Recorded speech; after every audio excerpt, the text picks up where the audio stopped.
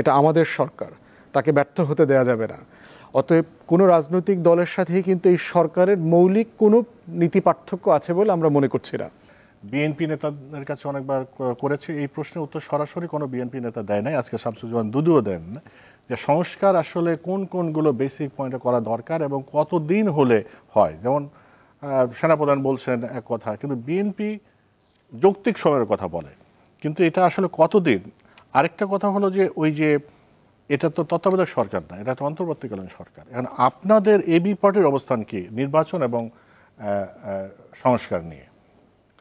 প্রথম কথা হচ্ছে যে বর্তমানে যে অন্তর্বর্তীকালীন সরকারটা আছে এটা আসলে অন্য কোনো সময়ের সরকারের সাথে আপনি তুলনা করতে পারবেন না। এটাকে আমি পার্সোনালি বলি হচ্ছে এক্সট্রাঅর্ডিনারি গভর্নমেন্ট, যেটা আপনি কনস্টিটিউশনাল কোনো ফ্রেমওয়ার্ক অথবা আমাদের নজিরগুলো নাই। ৭৫ পরবর্তী বাস্তবতা দেখেন যে শেখ মুজিব সপরিবারের খুন হওয়ার পরে ২৪ ঘন্টার ভিতরে কিন্তু মিলিটারি খন্দকার মোশতাককে নিয়ে শপথ দিয়েছেন। বাকশালের মন্ত্রী ছিল ২১-২২ জনকে এনে মন্ত্রী বানিয়েছেন এবং রেডিও টেলিভিশনে ভাষণ দিয়েছে। ভাষণ দেওয়ার পরে হচ্ছে যে উনি পরের দিন পত্রিকাতে খবর আসছে ইত্তেফাকে যে খন্দকার মোশতাকের ক্ষমতা গ্রহণ শপথ হয়ে গেছে, জাতির উদ্দেশ্যে ভাষণ, আস্থা রাখার আহ্বান। তো মানে সিচুয়েশনটা চেঞ্জ হয়ে গেছে। ৯০-তে দেখেন স্বৈরাচার বিরোধী আন্দোলনের দুদু ভাইরা তো অন্যতম পার্টিসিপেন্ট ছিলেন ওই আন্দোলনে। তো সেখানে আমরা দেখেছি যে চিফ জাস্টিস দেন শাহাবুদ্দিন আহমেদ সাহেবকে এনে কিন্তু আপনার প্রেসিডেন্ট করা হয়েছে এবং রাজনৈতিক দলগুলোর ঐক্যমতের ভিত্তিতে তিনি আবার নির্বাচন শেষে প্রধান বিচারপতির এজলাসে চলে গেছেন। আবার নিয়মতান্ত্রিক যে সিস্টেমটা ডেভেলপ করলো কেয়ারটেকার প্রভিশনের পরে যেটা হয়েছে, 111 এসে কিন্তু আবার একটা ধাক্কা খেয়েছে। 111-এর পরে একটা গভর্নমেন্ট আসছে এবং সেটাও মোটামুটি মানে কনস্টিটিউশনাল ফ্রেমওয়ার্কের মধ্যে ছিল।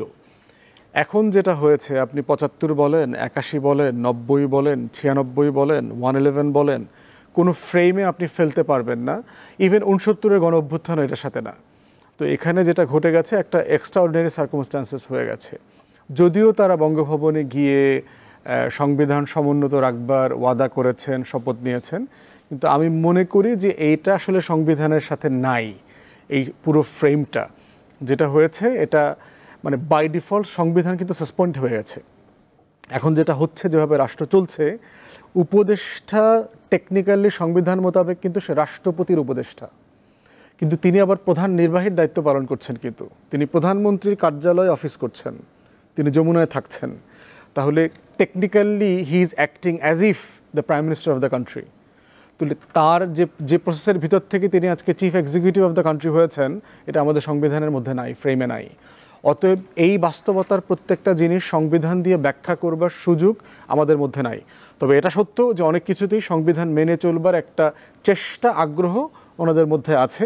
বাট মেইন ম্যান্ডেটটা হচ্ছে এই সরকারের দেশবাসী, বিএনপি থেকে শুরু করে প্রত্যেকটা রাজনৈতিক দল কিন্তু এই সরকারকে ওন করে। বিএনপির অ্যাক্টিং চেয়ারপারসন কিন্তু বলেছেন যে এটা আমাদের সরকার, তাকে ব্যর্থ হতে দেয়া যাবে না। অতএব কোনো রাজনৈতিক দলের সাথেই কিন্তু এই সরকারের মৌলিক কোনো নীতি পার্থক্য আছে বলে আমরা মনে করছি না। দ্বিতীয় আরেকটা বিষয় হচ্ছে ম্যান্ডেটের কোশ্চেন। তারা নির্বাচিত না, এটা যেমন সত্য, ভোট ছাড়াও মানুষের ম্যান্ডেট নিতে পারে। যেভাবে ৭৫-এ খন্দকার মোশতাক ম্যান্ডেট নিয়েছেন, যেভাবে জাস্টিস শাহাবুদ্দিন আহমেদ ম্যান্ডেট নিয়েছেন, যেভাবে সর্বদলীয় ঐক্যমতের ভিত্তিতে একটা কেয়ারটেকার প্রভিশন হয়েছে, 111-এর সময় নির্বাচন হয়েছে। ম্যান্ডেট হচ্ছে পলিটিক্যাল কনসেনসাস। রাজনৈতিক দল, নাগরিক সমাজ, ছাত্র জনতা, পেশাজীবী, রাষ্ট্রের গুরুত্বপূর্ণ লার্জ সেকশন অফ পিপল যদি কোনো একটা কাজের ব্যাপারে একমত হয়, সেটাকে আমরা ধরে নিতে পারি এটা ম্যান্ডেট। যেহেতু এই টোটাল প্রসেসের সাথে বিএনপি থেকে শুরু করে সকল রাজনৈতিক দল শুরু থেকে ইনভলভ, সবাই ক্যান্টনমেন্টে গেছেন, চিফের সাথে মিটিং করেছেন, বঙ্গভবনে গেছেন, শপথ নিয়েছেন, কেয়ারটেকারের চিফের সাথে দেখা করেছেন একাধিকবার।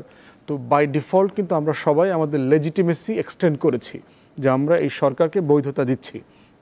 কিন্তু এখন নির্বাচন এবং সংস্কার এই প্রশ্নে নিউ ইয়র্ক টাইমসের সাথে ইন্টারভিউতে প্রফেসর ইউনুস মোটামুটি পরিষ্কার করে দিয়েছেন যে তারা সংস্কার কমিটিগুলোকে কাজ করতে দিতে চান।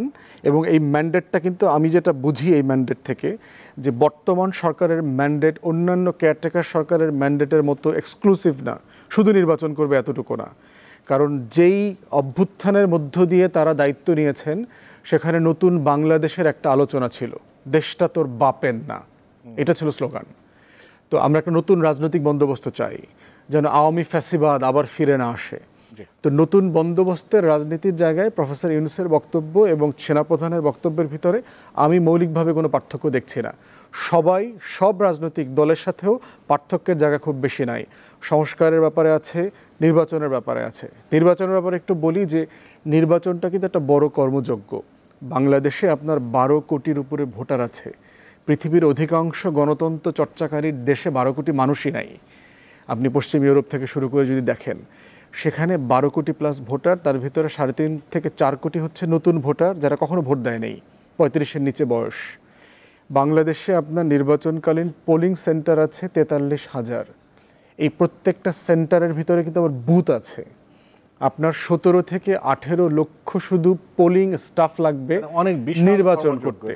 এরপর ল এনফোর্সমেন্ট এজেন্সি, বর্তমান ফ্যাসিবাদী আমলের টিএনও, ওসি, ডিসি, এসপি, সচিবালয়, প্রশাসন, এই টোটাল কাঠামো ইনট্যাক্ট রেখে একটা সুষ্ঠু নির্বাচন করা সম্ভব বলে আমি মনে করি না এই মুহূর্তে। তার মানে অনেক কাজ করার আছে, সেটা আলোচনা সাপেক্ষে হতে হবে সময়টা। অবশ্যই।